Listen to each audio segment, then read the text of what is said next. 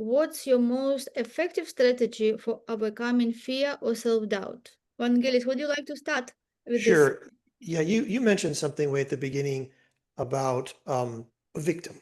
I didn't really, I was taught that everything external to me was what was creating my life and all that kind of stuff, right? I was not taught that I'm the one creating it. Okay, because it was this external entity that was in charge of everything and pulling the strings, and well, then I'm not doing anything. No, you cannot take credit for anything. I mean, how many thousands of times I heard that? And so when I started reeling it back in and going, wait a second, if I don't think I'm the one doing this, then there's the uncertainty of what is doing it. And that's fearful because I don't know what they're thinking. Is it my best interest in mind? You feel hopeless, no power. But when I started realizing I'm the one doing this, everything changed for me because now who am I doubting? Me. I had one of my mentors say, do you trust your soul? And I said, evidently not.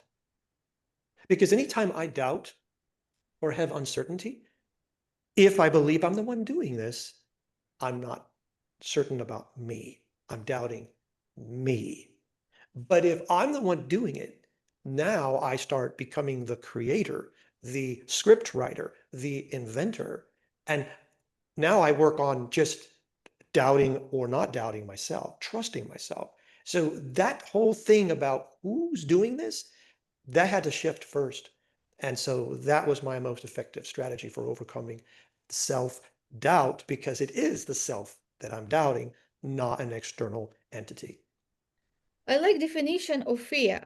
It is false evidence appear real. Yes, I like it really because most of the fears that people have, they not created with themselves. They were learned. We were taught to afraid of something. Yes, it is from childhood. Parents create stories. If you do that, you will be like that boy who fell and broke his neck. If you do that, you will be like that. And they just started from beginning. And of course, parents want to protect children, but they do more harm, of course, because they teach children to be afraid without doing things. Yes, and so many people just live in life like that. They afraid of proving something, checking something when they are not familiar with, and they better keep themselves safe instead of going and live life in full.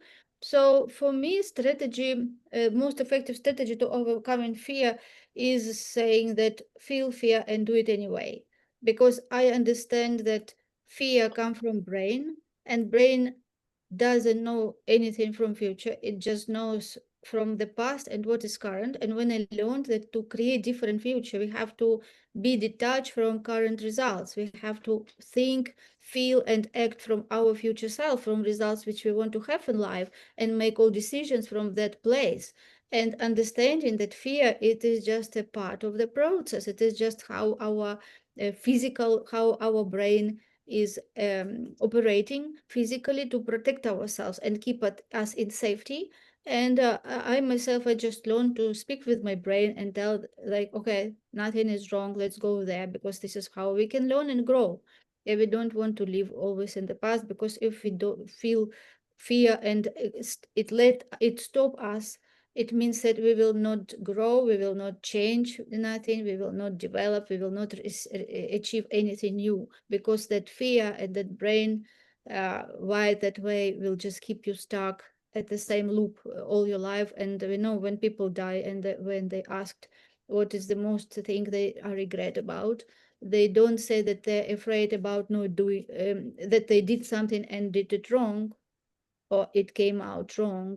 They mostly regret about things which they didn't do, opportunities which they missed, and life they could have and they never have, because they let that fear dictate their future.